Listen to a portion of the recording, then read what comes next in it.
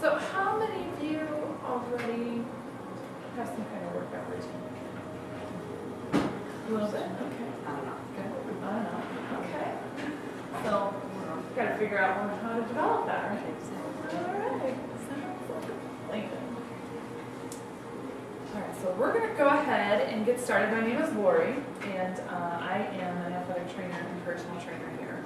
So basically what that means, thank you, is I work with some of our physical therapy patients. Most of the time when people come in, they're in a lot of pain, and the physical therapist will do a lot of hands-on work to kind of take care of that pain. And then once you're feeling a little bit better, we want to make you a little bit stronger. So then you get to come see me. So part of my day is spent with physical therapy patients, and then part of my day is spent with personal training clients, people that either have graduated from rehab, or and they're just looking to keep developing their fitness routine, or somebody that just is looking to lose weight, train for a marathon, triathlon, whatever their goals are. I have a number of people that have trained with me for years, and they just like the accountability of it. They know on Tuesdays they're coming in, we're going to go about camp, and that's it. All right. So because most of you are already patients here, you guys know that we offer a number of different services.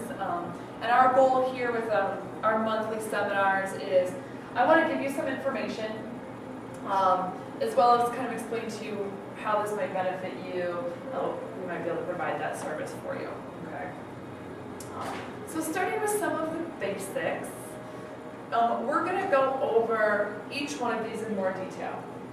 But when we're talking about a fitness routine, one of the first things we're talking about is cardio. Cardio in and of itself is one part of your fitness routine.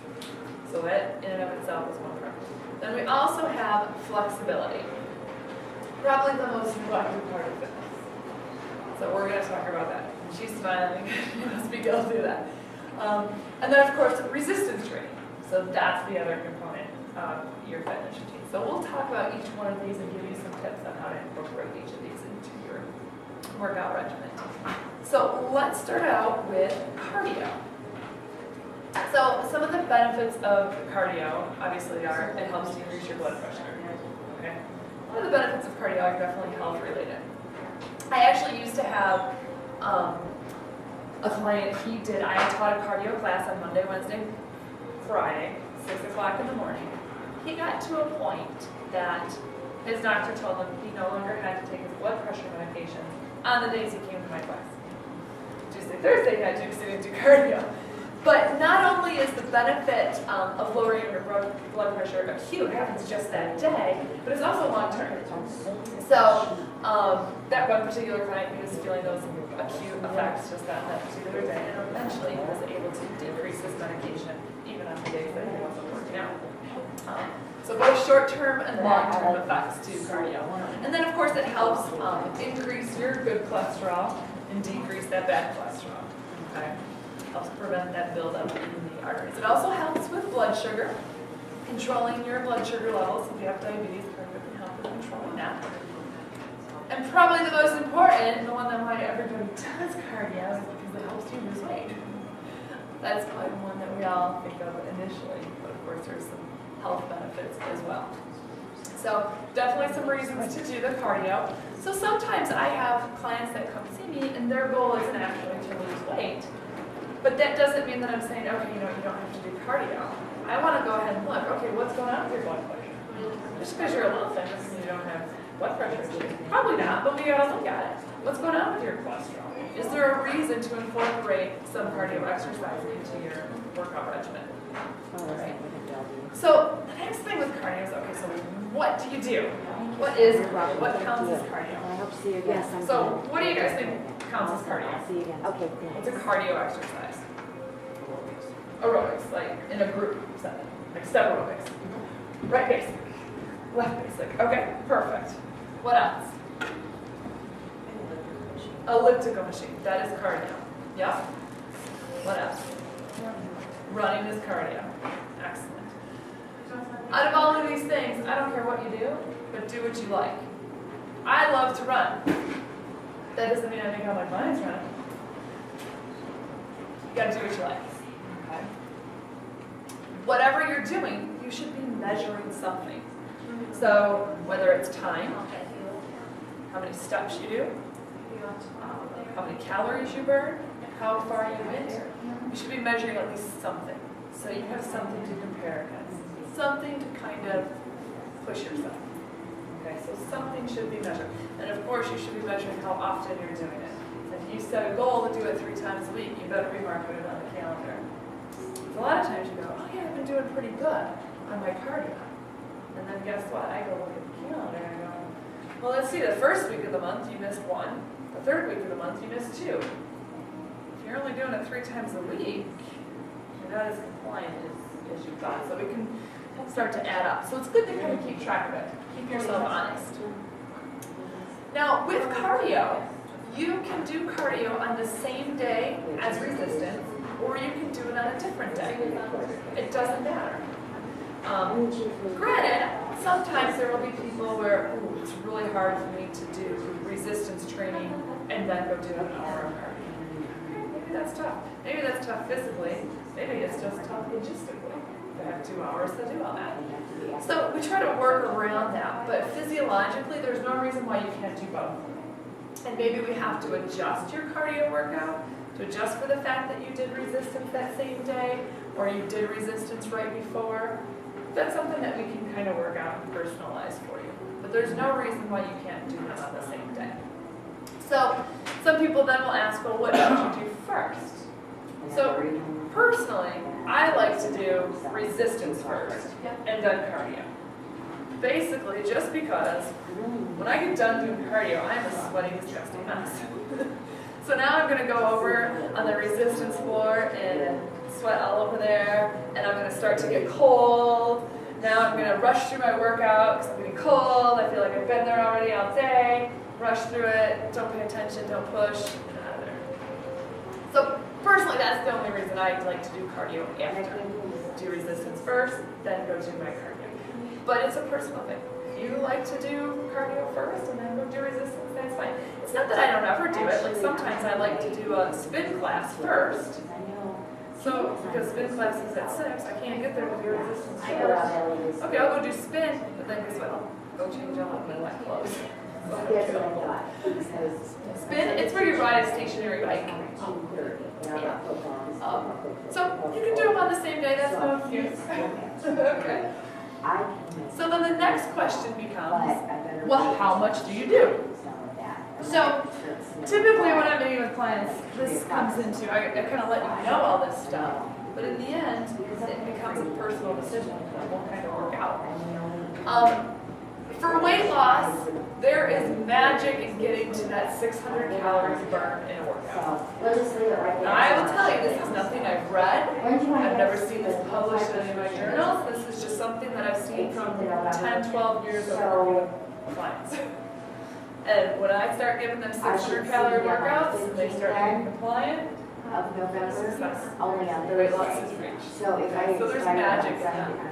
So and that ends up being 3,000 to 3,500 calories a week. Guess how many calories are in a pound? 3,500 calories. Okay. So, which typically for most people means you're doing 60 to 80 minutes of cardio each session. 80 is kind of a lot, but if you're not burning a lot of calories, we're going to have to up that time to do it 80 minutes.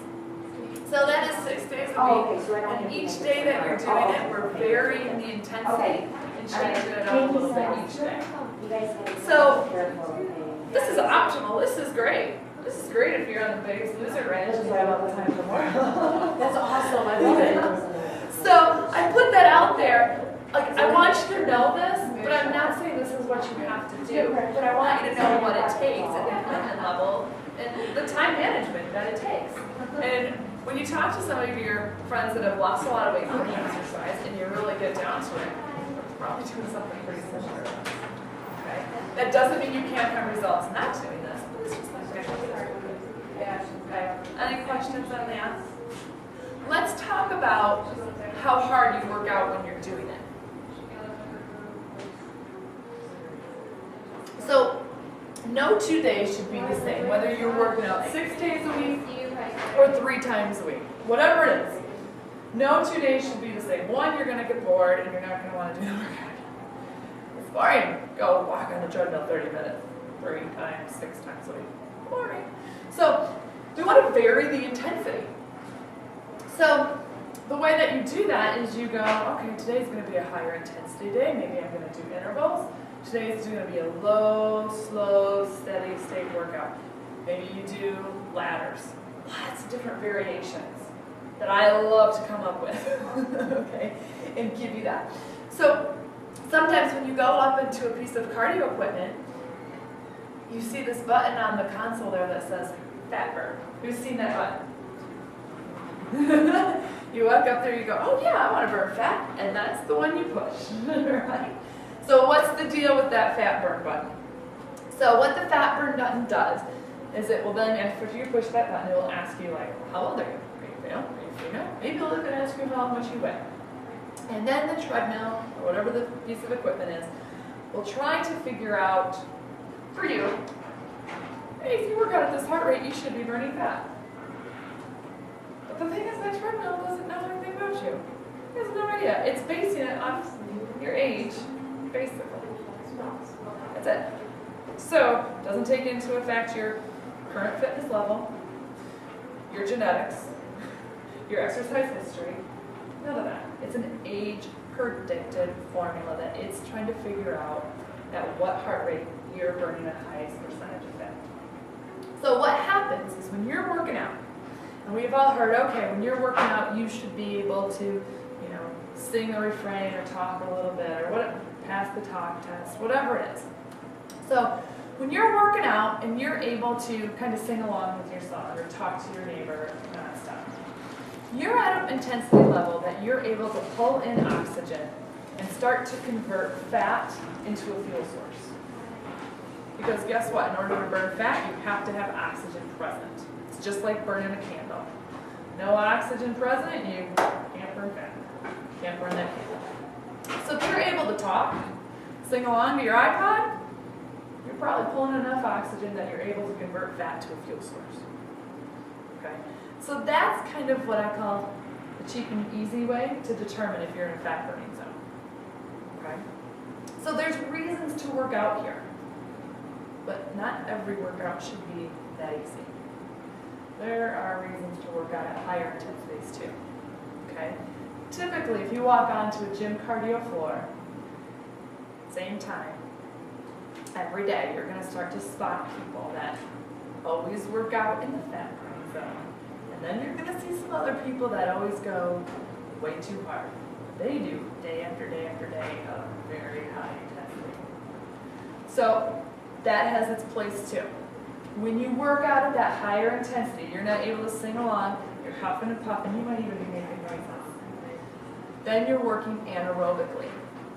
You're burning a lot of calories, but those calories are coming from carbohydrates or sugar that's stored in your muscle, ready to be used.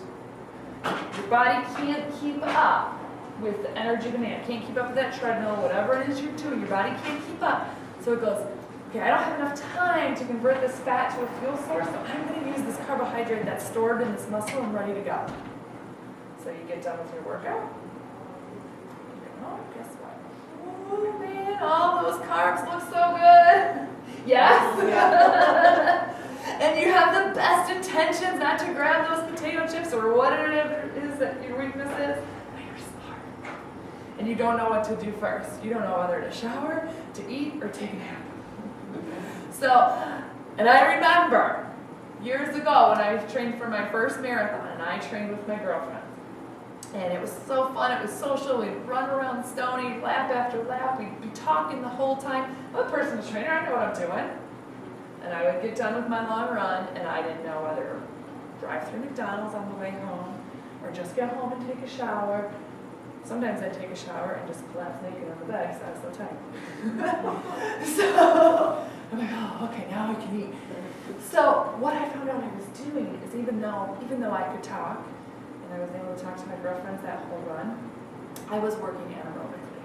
And I just conditioned myself to do that. I wasn't burning fat. And even though I wasn't training for the marathon to lose weight, I didn't lose any. If anything, I gained a couple pounds. I didn't look any better. I looked horrible, because I wasn't doing as much resistance training. But So what I learned from that going forward, and shortly after my first marathon, I actually had my threshold measured. It was only 5 beats over, because I would measure my heart rate when I was running with my girlfriends. I'd take a look, cruising along with this heart rate. When I actually got my heart rate measured, what my threshold was, I was just about 5 beats over. Not a whole lot, but all of a sudden it made sense why this training was so hard. And funny thing is, during the actual marathon, this is my first or my second, still before I knew my threshold, I got to, must have been my second, I got to like mile 22. And I had a goal in mind, I wanted to better my time. A goal in mind, it's a big sign in Detroit, it says 22 miles. My girlfriend's running with me, she's trying to pace me in so I can get my goal. I see that sign. I'm like, I don't know how much I had left. I couldn't figure out in my head, I couldn't figure out the math. And I couldn't even figure out the words to ask about how much was left. And I even remember thinking, well, get rid of the point, because the marathon is 26.2. I'm like, get rid of the point. I couldn't even figure out how to do it. Because I conditioned myself to just burn carbs that whole time, and there was no carbs left from my brain. Your brain runs on carbs. If any of you've done a no-carb diet, you've probably felt that mental fog after a couple days of no fog. Remember that no carbs. So your brain runs on carbs. So I had conditioned myself to be working at too high of a heart rate for 4 hours. You know, and that's why when I got to that sign, I could not figure it out. So we want to know, what is that heart rate that your body stops burning fat? We want to know that. We want to know at what heart rate you're able to work out. The highest heart rate you're able to work out at and still use 50% of your calories from fat. We call that your aerobic base. And then that other number, that anaerobic threshold, that's called your aerobic threshold AT. So those two numbers are really important when we're putting together your cardio plan. We want to find out those things.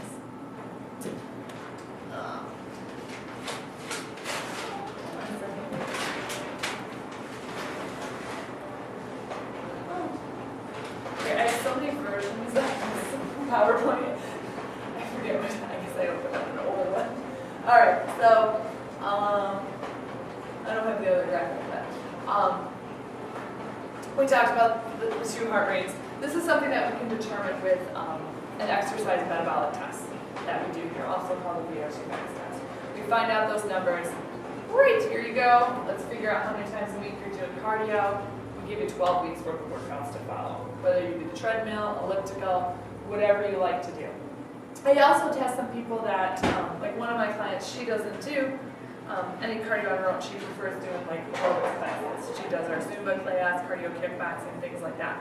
I told her, Michelle, I still need to know where it is that you stop burning fat. I want to make sure that you're not spending your entire class anaerobically. I want to make sure over the course of the week you're getting a good balance of everything. I need to know where those limits are for you. So we did our test the other day. So we'll find out how it goes tonight when she does her things. So whether you have the cardio test done and find out these numbers or not, like I said about cardio, you want to find something that you enjoy. Here's a couple of my favorite workouts. The treadmill incline workout. So you start out, treadmill is nice and flat. You're cruising along, not too fast of a pace, something comfortable. Every 2 minutes, you start bringing that incline up by 2.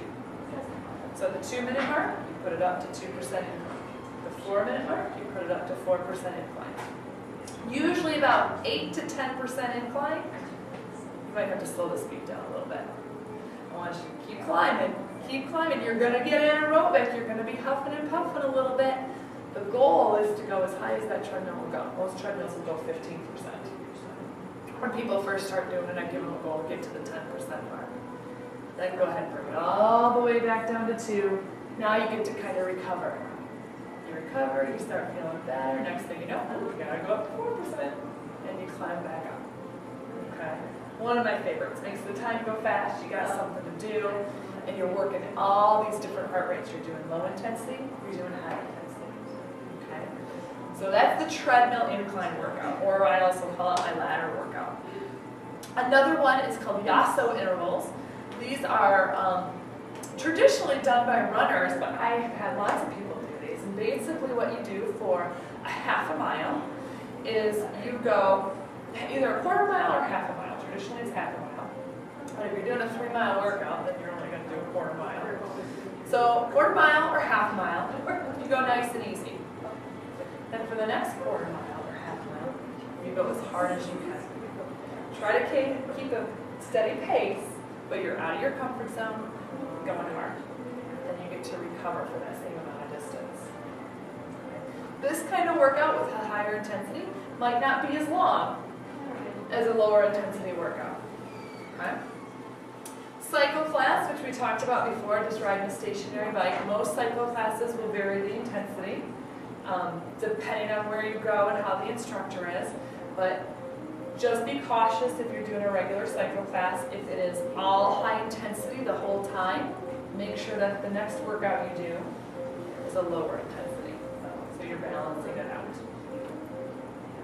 And then for slow, steady, like if you're doing these high intensity cycle classes and you got to balance it out, try a nice slow, steady treadmill, bike, whatever it is, and just listen to a podcast. No music to kind of get you excited, but just listening to some informational podcast that usually Michael's or whatever, okay, whatever you like.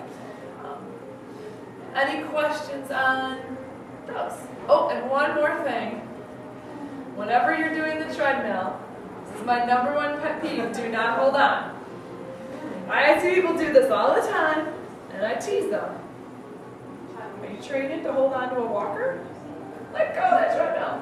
And I know sometimes if you've never been on a treadmill, it's a little nerve-wracking. So, all right, go ahead, touch it just a little bit, but try to get confident so you don't have to hold on to it. Nice and tall, engage that core. What happens when you hold on to it, immediately this just shuts down. You don't work that much. And then if you're doing that incline workout, I see it all the time. People holding on to the top, and they're like leaning back. Slow it down if you need to. I'd rather you do it right and not hold on, but take some of that intensity out. Same thing on the step mills. I see people hold on for your life on step mills. Slow it down. Stand up tall. Work that core. Okay?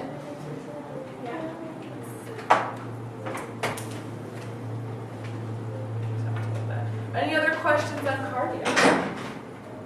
All right, you got a couple new tips that you can incorporate into your cardio? Go ahead. I prefer, we're going to get to that, so we're going to talk about intensity.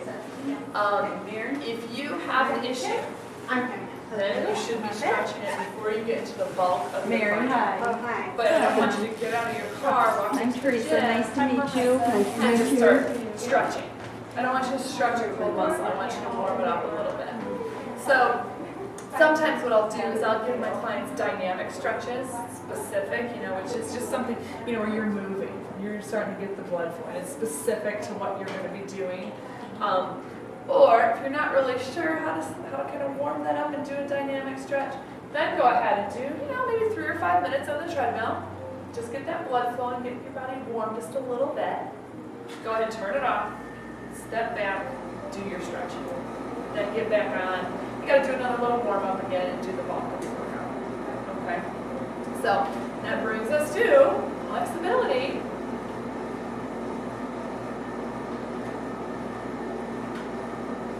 So flexibility is the most neglected. It's the easiest to change. It's where you're going to start to see changes the earliest. Well, what I'm doing is paying off. It's great for preventing injury as well as treating any injuries that you may currently have. Obviously, it helps performance, and it just feels good. I have a number of clients that come in at the beginning of their workout, and they start doing the end of the workout routine. Like, wait, we're not ready for the end of the workout flexibility thing. You gotta earn it, because it just feels so good. So, a lot of controversy about whether to stretch or not to stretch, before, after. And basically you can find articles to support any of it. You can find articles to say, stretching causes more injury. You can find articles to say, stretching prevents. You can find it for anything, but we have to go with what is working or not working for you. So I have a couple of clients, I'm like, we're not stretching your hamstrings. That's contraindicated for you. It's not contraindicated for the girl after you, but for you, we don't need to stretch your hamstrings. You know, so everybody's a little bit different. But you do have to have more muscles before you stretch. Stretching a cold muscle is like trying to stretch taffy in your car at this time of the year versus that taffy in your car in the middle of August. More muscles is going to be very, very stretchy. So pre or post workout, we talked about that a little bit.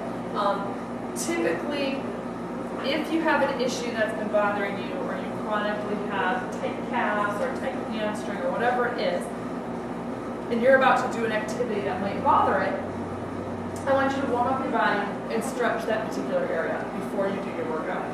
Excuse me. After you get done with your workout, whether it's cardio or resistance training, you should get a nice, good overall stretch where you're hitting a little bit of everything. And at that point, your body is more receptive to this stretch that you're going to do. That's where you're going to start to make some gains in that flexibility. Okay. So you should do a little something daily, whether you're working out or not. There should be a couple stretches that you're almost doing on a regular basis. Because we've all got our areas that tend to get tight. I get tight in the back of my shoulder blades, so guess what? Doing something else every day to stretch those out, whether I work out or not. You know, we all have our areas. So one of the things that I do on almost a daily basis is foam rolling. So that's what this guy's for, this foam roller. So who's used a foam roller? Who's seen a foam roller? You've seen one. What the heck is that for? So, what the foam roller does, we use it for self-myofascial release. Sometimes you'll see it just SMR, abbreviated, self-myofascial release. Where you guys like a massage here, part of your massage is that fascial release. So this allows you to do some of it on your own in between massages. So basically, if you think of, anybody here a hunter or married to a hunter? Okay, I won't use that analogy, I'll use the chicken. So if you buy boneless, skinless chicken, and there's still that like stuff on it, that's fascia. We have that too. It goes from the top of our head to the bottom of our feet, sometimes called plantar fasciitis. That's the inflammation of the fascia on the arch of your foot. Very common. So what happens is that fascia can get adhesions. The way it's supposed to work is the fascia is supposed to slide over the muscle as that muscle contracts and relaxes. So sometimes that fascia gets stuck. And because it's one continuous sheet over your whole body, it can affect other areas. So if you imagine your sheet on your bed, and you put that first fitted sheet on your bed, and it's all nice and taut, no wrinkles, so nice, and then the dog comes and jumps. The dog thinks you made the bed for her. She jumps on the foot of the bed. Whether she stays there or gets off, you got a mess there at the foot of the bed. Not only is it a mess right there where she was sitting, you've got wrinkles going up towards the head of the bed too. Same thing happens in your body. So if you get a knot or a fascia adhesion here in your glute, which is very common, not that I walk around feeling it there, but when I go roll, I feel it. So I have an adhesion right here. Not only might it affect this glute, but it's going to pull up here behind the shoulder because it's all connected. You know, just like if I pull on my shirt there, I got this here, it's going to pull up here on the back of my shoulder. So we got to work on all those adhesions that we might not even know are there, that might be hindering our performance, might be causing us to biomechanically not function the way we're supposed to, which can lead to injury. So using the foam roller is one of the prime things that I use for flexibility. And basically how it works is you roll on the roller, you look for that spot, you know it when you find it, it kind of hurts. Hold it there for about 20 seconds. Sometimes you'll feel it kind of release. Sometimes you'll just be like, have I done yet? And then you just move on to try to find another spot. Okay, so that's what those foam rollers are on there for. On our website, there are videos of me demonstrating how to use that foam roller. common areas are your hips, your calves, and right along the side on something called your IT band. I've had a massage. That's a good one. I always feel bad when people come and see me for the first time because this is one of the first things I teach you. And it can be pretty painful the first couple times, but I promise you the more you do it, the better it will get. Fortunately, I'm in a job where I get to do it almost every day. And at home, we've got 2 of these on the living room floor. I actually bought a big, tall container, so I at least have a spot for them. You know, and they just go right in there.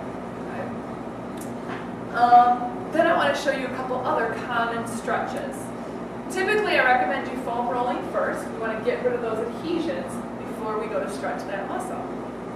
So, a couple of the exercises or common stretches that a lot of people need to do with the Swiss ball or stability ball. Kneeling on one knee, take one leg out in front, and you're just going to tuck this hip underneath. And it's not a very big movement, it's just about tucking your hip. Sometimes you'll see people do this, and that's a little bit different stretch. This is just a little tuck. And once you get in that tuck position, tighten your butt cheek, and that will intensify the stretch right here in the front. So the reason this is so important is this muscle right here in front, the hip flexors. When these get tight, whether it's from sitting all day in a job, driving, running, biking, whatever it is, I mean, almost everything you do is tight. What happens is these get tight, and I'm kind of exaggerating, but you can kind of see what's going to happen is they're pulling my pelvis forward. Now my pelvis is anteriorly tilted. Okay, some of you may have heard that when you see your chiropractor. Oh, you're tilted anteriorly. So these muscles are really tight. Even if you're getting your adjustments, those muscles are just going to pull that pelvis back forward. So look what happens to my back when I'm anteriorly rotated. This is not good. My spine is not happy here. And not only that, my butt muscles don't really work well in this position. Your butt muscles have a lot of jobs to do. So a lot of times when we're seeing people for therapy for their back, I'm really just working on trying to get your glutes to fire. Gotta wake them up, have them do their job. And part of it's just because you're anteriorly rotated. Is that from sitting too much? It can be from sitting too much. So, as we get older, sit more. They can My get tight. husband's forgetting to have that swing over. That All little- things down here. Very observant. Yeah. And I notice at different times of year that I start to see more points. Get back in that neutral position. So a good way to kind of check and see where you're at is you just kind of put your hands on that pointy part of your hip and you just kind of go, I say, good dog, sticks his tail out, bad dog, tucks his tail in. So you do a couple good dog, bad dog, and then find somewhere right in the middle. And that's a good, quick and easy way to kind of find a neutral pelvis. And then you can see if this is where you naturally land, and you just are going about your life. So you can have him check that. If he's having a hard time getting into good dog, it's because he's already there. You know? Okay. If he's just doing this, trying to stick his tail out, it's because that pelvis isn't moving. Because he's already there. So hip flexor stretching. So that's a real common one. Then another common one is for our lats, right here, upper back. So easy way to do this one. And you can do this, I'm going to show you with the ball, but you can do this with your arm up on the chair or the couch. And you just put your arm out in front, thumb up, and just bring that ball across your body. So I'm getting a good stretch right in here. Oh, it feels good. That's a good one. And then one more that's pretty common is a lot of times we're also very tight in our chest because what are we doing? We're on our phones, we're on our computer. All right, we do all this stuff in front of us. So a lot of times we get tight in here. Not that you walk around feeling like you're tight in your chest, but it just is. So a good way to stretch that out is just put your elbow right on top of the ball. I got a 90-degree bend at my elbow, hand at my shoulder and just imagine a big heavy brick being placed right on the back of your shoulder. And it's not a big movement, but I'm just kind of pushing my shoulder down towards the floor, getting a good stretch. Right in the front of my shoulder and chest. Or is there any person who can't get on their knees? I can't get on my knees. You can do that same chest stretch in a door. A corner stretch or a door stretch. And then with the lat stretch, something that you can, like a pole in the basement, something that you can put your arms around and kind of like that, and kind of hang from it. Just to kind of open all this up. I mean, you can do this too, but it's a little bit easier if you have something to hold on to, kind of lean back. Okay. So those are just a couple quick common ones for some areas that most of us generally have pretty tight areas. So any questions on any of those? A couple new ones to add. I'm sure you guys have some other ones that you guys do. Those are a couple common ones that are good stretches to kind of add in. All right, so resistance training. Who's done resistance training?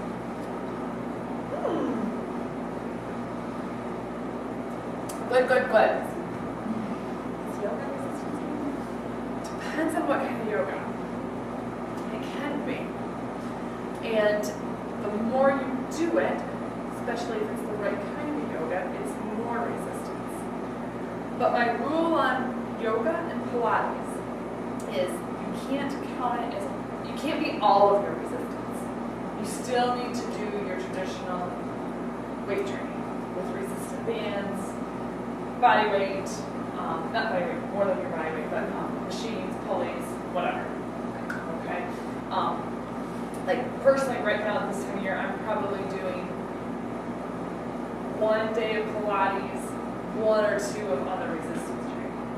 Yeah, so you don't have to do all resistance training, or I don't want you to do all Pilates or all yoga. And depending on, you can kind of tell by the format, right? How much am I just holding and stretching? How much am I working on contracting and holding the pose? That kind of thing.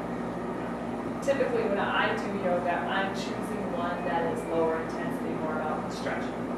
That's what this is. And I want that relaxation. Yeah. So, good question. So resistance training includes free weights, using your own body weight, using machines, using bands, medicine ball, and or a partner to give you resistance. Benefits of resistance training. Well, it increases muscle tissue, obviously. It will help increase your metabolism. The more pounds of muscle you have on your body, the more calories your body burns. Yippee. Increases bone strength. Very important for those that are concerned about osteoporosis. And whether you are at an older age and concerned about osteoporosis or younger, and for those of you that have younger nieces and daughters, and osteoporosis runs in your family, encourage them to start doing resistance training when they're young, under the age of 21, because their bones are still building strength right now. So the more they can do, the more running around and jumping they can do, the more they can stress those bones to build them strong, the better. Of course, they're not thinking about it, right? So as they're part of their village, we want to help and teach them that important, especially if it runs in your family. Resistance training also helps to control blood sugar levels. So some of the basics of resistance training. A big thing with resistance training is reaching muscle failure or muscle fatigue. And this is where most women fail. They don't work that hard. So whether you're doing reps of 6, 8, 10, 12, or 15, at the end of that set, it should be heavy. You should want to quit, not just it burns. I don't care if it burns.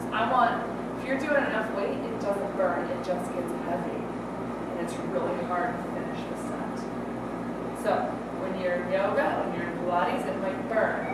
This is another day. This is a resistance training with weights. I want it to be heavy. I want it to be challenging enough to stimulate change. If you're getting to number 12 or 15, and you're like, oh no, Laurie, I can feel it. Yeah, I know you can feel it. I don't want you to feel it. I want it to be heavy. I want you to want to quit. Got to get out of that comfort zone. Stimulate a reason for your body to rebuild itself stronger. Does that make sense? You're not going to get big. Those women that you see on ESPN that look big to you, believe me, they're doing a lot more than just little full body workout 2 to 3 times a week. Okay? They are working harder than the men to get that look. Alright? So don't worry about it. What is a good weight for a new weight to do? I have no idea. I don't know what that's going to be for you to feel fatigued. But I'm going to guess I'm not going to hand you a 3-pound weight. Well, purchased a 10. Yes! That's good. It's probably good. Yeah. It's probably a good place. You might start out, might only be able to do 8. Okay. Once you're able to do it 15 times and it's not heavy, then we'll get to 12. How many sets? I'm recommending 2 sets of 2 to 3. So you go through each one and do 2 times or 3 times. Each time you're reaching failure. Okay? Another big part, and we're going to get into that a little bit more, but another big part of resistance training is muscle awareness. Knowing what muscle is supposed to be doing the work. Okay? So a lot of times when I'm working with somebody that's brand new, I'm poking at the muscle that's supposed to be working. I'll have you touch the muscle that's supposed to be working. I'll have you look at a picture so you can see how it works, see how it attaches to your body. But you need to know what muscle is supposed to be doing the work. Because there are certain muscles in our body that they like to get lazy. Our glutes are one of them. That's why I spend a lot of my day teaching people how to use their glutes. So, and your lats are another one. These guys back here, think about the swimmers that we saw in the Olympics this past year. And they would stand up there and they would do that goofy thing with their arms and they looked all weird. You know why it looks all weird? Because their lats are like this big. So, we don't have those on our bodies. But those were their lats. They had huge armpits. Because they're muscles. And that was their lats. So a lot of people don't know how their lat works. So I spend a lot of time teaching people how to use your lat. I'll have you do a back exercise and I'll say, well, where did you feel that? And people will say, oh, I felt it in my chest. Okay, that's the complete opposite of what we're doing. Or I'll hear, well, I felt it in my arm. A lot of times what's happening is your biceps a lot more active. It's like, I can do this. Maybe because you're not using enough weight. Or because you don't know how to tell your lat to do the job. So we'll work on, I say, clearing the information highway. We got to snow plow it.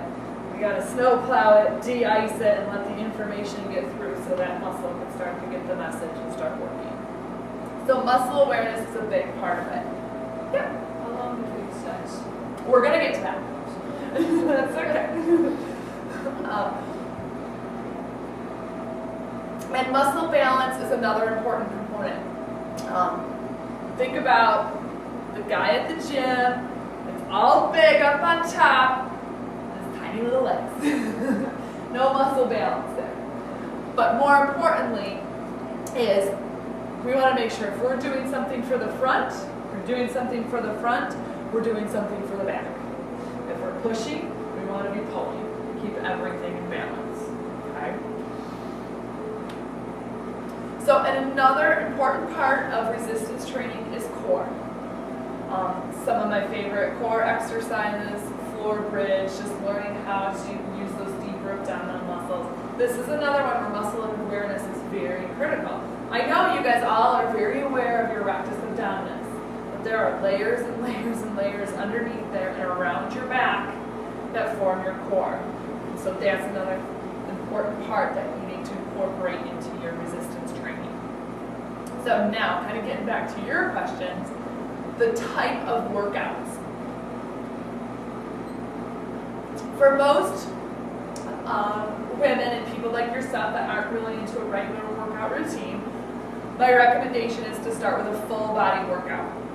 So you're hitting every single major muscle group a couple times during the workout.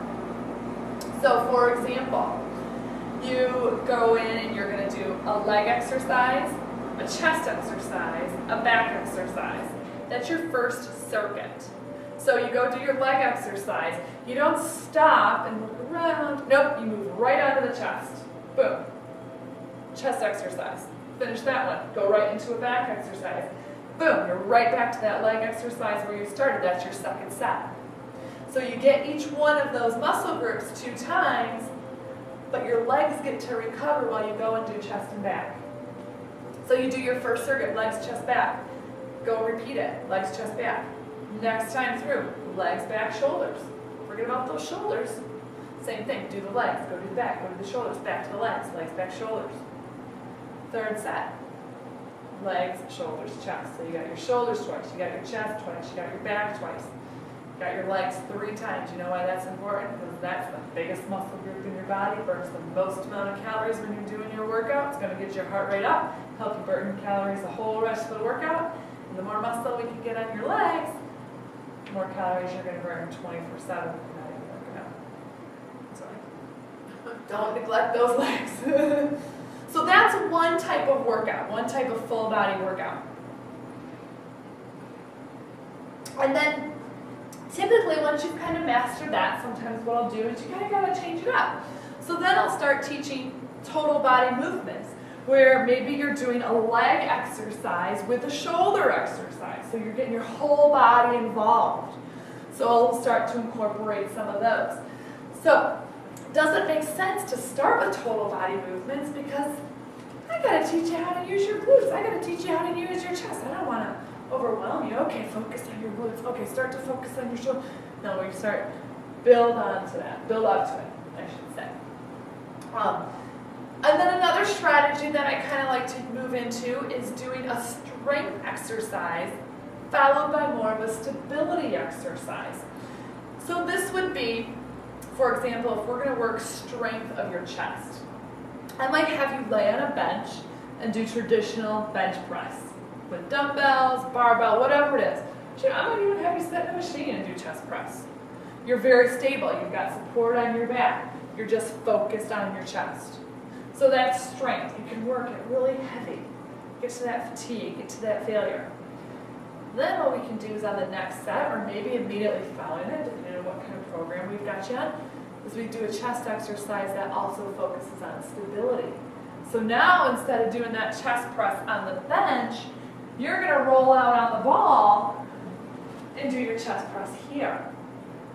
So now you got your glutes working, your core working, you've got to work this balance on the ball. You're still working chest, but you're working stability. Okay? So that's fun too, just to add another component to it and start to incorporate a little bit more core and balance is doing the strength followed by stability. Okay? A couple other types of workout routines, or another one I should say. Instead of doing full body is to split it up into a split routine. All right, one day you're doing all legs. One day you're going to do all chest and tries. This is a traditional bodybuilder workout. Doesn't mean that you can't do it. There's a time of year where you should be doing this. If you're working out year-round, you got to switch up your routine. This is kind of fun for a couple weeks. Change it up. See how strong you can get. You know, after 6-8 weeks, okay, that was fun. Let's go back to my full body workout or whatever, you know. So, but just, you know, if you're working out on a regular basis, you can't do the same thing year-round. You've got to change it up. This is one of those changes. All right, so any questions on resistance? We're going to go over common mistakes. Well, we talked about most of these, but I just want to make sure we review them. Common mistakes are not lifting enough weight. Going to the gym, picking up the 3-pound weights to do a chest exercise. Okay, I should be able to push myself up off the floor even if I'm from my knees, so why am I doing a chest press with 3 pounds? Okay, get to that fatigue, get to that failure. Doing too many exercises for small muscle groups. So, small muscle groups, if you notice in that full body routine, nowhere did I say biceps or triceps. Okay? Now, I hardly ever do biceps or triceps because I burn a lot of calories. I don't really have a lot of time. And when I'm doing all the pushing and pulling exercises, I'm getting my biceps and triceps. And I'm perfectly happy with that, so, okay. So, when you watch Biggest Loser, yes, you see them doing biceps, but you never see them just standing there doing biceps. They're doing it with a squat, they're doing it as part of a jump, they're doing it as part of something else. This is not going to help you lose 20 pounds. Sorry. This is a tiny little muscle compared to this big muscle down here. Let's stay away from using this one, let's use this one. Okay, so, funny thing is, last week I walked into the gym, my friend who's also a trainer, she's working out, I'm like, hey Sandy, how much more do you guys work out? Oh, I got a half hour. I'm like, okay, cool, you want to work out together? She's like, yeah, sure. She's like, I'm doing my 6 a.m. clients workout from this morning. I'm like, okay. Sometimes, as trainers, we like to do the workouts we give you, because sometimes we make you guys do stuff that we don't do. So, because we don't like it either. And so, we did her 6 a.m. clients workout, and it was like a lot of biceps and triceps. And I'm like, you didn't tell me this was biceps and triceps. I was like, this is not fun. She's like, that's why you need to do it. I'm like, no. So it was kind of fun. It was just something that was in her that client's time of year to kind of do some split routine stuff, and so that was kind of fun. Another common mistake is inconsistency. I talked earlier about you've got to keep that calendar. You think you're doing good, but when you look back at the month, sometimes you realize you've missed more than you realize you did. These things just come up. So consistency is key. Diet is very important. That's a whole other lecture. But you have to fuel your body. Don't think that you're working out all this and you can cut all your calorie intake. Make sure you're getting enough protein. Make sure you're getting enough calories. Another common mistake is the intensity of cardio. We talked about that earlier in the hour. You've got to vary it up. You can't do too much too light. You can't do too much too heavy. You've got to have a balance between high and low intensity. All right. So any questions on any of those? Did you guys learn a couple good things? Yeah. Okay. Question. Yeah. It's going into diet a little bit. What's a good thing to eat after a workout? You want to have some protein and some carbohydrates. Whenever you have protein, you want to make sure you have carbohydrates with it. Think of it this way. If protein has to get a ride on a carbohydrate to get into your muscle. So protein has a lot of luggage. So imagine your traditional New York girl, New York Sex and the City girl with tons of luggage. She needs more than one cab to get to the airport, so does protein. Protein needs more than one cab to get into the muscle. So for every one protein, you need to have 3 to 4 carbohydrates so it can get there. For example, you made example. Well, commonly what people do right after workout is they'll do a shake, a protein shake where they add fruit to it. So now you've got enough, like you add the fruit in there, that's your carb. If you're not doing a shake, like a lot of times I do go home and I just eat, and it's just protein, make sure I have some pasta with it, or some rice with it, or some sweet potatoes, or whatever. So it's the starchy carb you need, not a salad. Salad's okay too, but again, it's a whole nother lecture. Okay. It's a whole nother lecture. So, and at some point it's like, you know what, you're good, just get the carb. You know, better than just having protein. You know, and again, I'm going to get into it, I don't want to get into it. The easy is just to have a shake with fruit. That's easy. Yeah, it's easy, and your body will quickly absorb it, because what is important after your workout is about 45 minutes after your workout, your body is a sponge, and it's looking for nutrients to rebuild, to repair the damage that you just did. It sounds like an awful way to think about it, but when you're working to fatigue and working to failure on your resistance training, you broke your body down. You got to get that building blocks back in there to rebuild and repair that damage. So your body is a sponge for about 45 minutes after you finish that workout. So if you can get that shake in there and your body's going to easily digest it, boom.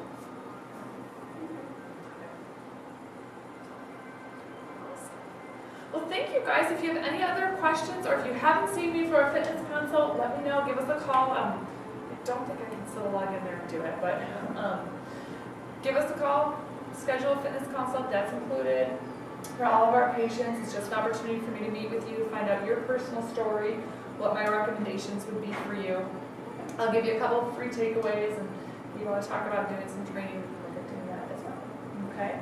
And also think about the metabolic testing. If you're doing some cardio and you're looking for something a little bit more specific, you want to know how hard, how easy you should be working out, and you want those workouts just to know what to follow, then we need to get in to do that metabolic assessment and figure out your cardio plan. All right. Laurie, do they make those stability balls for heavy women like me? So most stability balls are weight rated well over 300 pounds. Most of them even say it on there. Yeah. Where do you get those? You get that. Target, Dick's, wherever. How tall? It does. It does. That's the whole thing that A lot of them, when you go to look at it, it will have a little, it will say it's a 55 centimeter or 65 centimeter, and then it should say, oh, this is good for women between, or for somebody between this height and this height. But what you're looking for is when you sit on the ball, you want to be sitting so that your hip and knee are pretty level. On this ball right now, once I sit down, my hips are a little bit lower. Needs just a little bit more air. Yeah. So now I have another ball that when I sit on it, I'm almost like this. I can either let a little bit of air out of it, and it would be fine. Now I'm kind of in between. This is 65, I think. Yeah, this is a 65 centimeter ball, and I'm 5'9". I can get away with this one or the other one depending on how full they are. And when I have both, there are certain things that I do with one and certain things I do with the other. But take a look at the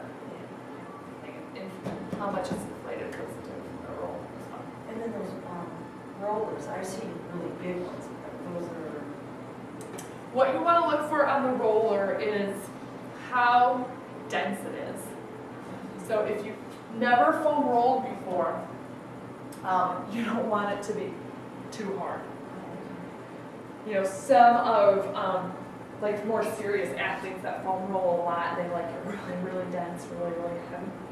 But this one is pretty good for most beginners. You can just use that. So, and we have those green ones here. That's hard. Yeah, it works fine for me. We have the green ones, and we also have blue ones. The blue ones are a little bit more dense. Not a lot, just a little bit, but I have both of them at home. I have a big difference, but the ones that are really, really big, either they're too dense, it's just probably too much. So basically, it's your body weight that you use the rollers for. I mean, that's resistance. That's This is part of flexibility. Yeah, for stretching. This doesn't have. I mean, if I was laying on my side trying to roll my thigh, all my body weight would be on my thigh. So it's Right, but that's not resistance. Right. Yeah, it's just part of your flexibility. Yeah. Does that make You have sense? to be pretty coordinated to use that. So we have, what we have is we offer a program here where if you get, I think it's $110, you get the roller plus 2 sessions with me to help you figure out how to use it for you. And typically what I'll do is I'll teach you a couple things in that first 45-minute session. I want you to go home, start to incorporate it, come back, let me know how it went. We'll review the things that didn't quite get in there, and or teach you a couple other things. If we had the roller, what would be the cost for those 2 sessions?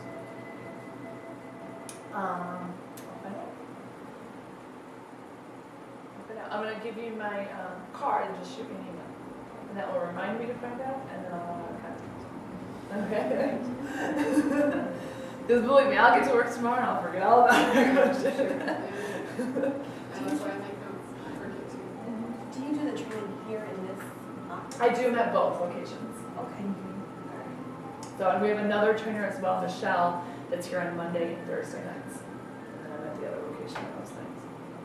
So you're in Chesterfield on Monday and Thursday. Are you teaching the yoga class tomorrow? Nope, that is actually my Pilates instructor that teaches that. Okay, and is that here, or the yoga? Nope. Or is that just? That's at Chesterfield. That's County, she's sweet. Good. Good. Do you have a price schedule? I'll just give these out. And then, looking to see if I have the thing on testing. So Laurie, I was here this summer. I had the initial consultation. Yeah. And then your equipment broke down for the testing.